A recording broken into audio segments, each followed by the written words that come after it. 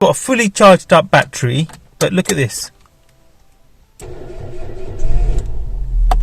See that?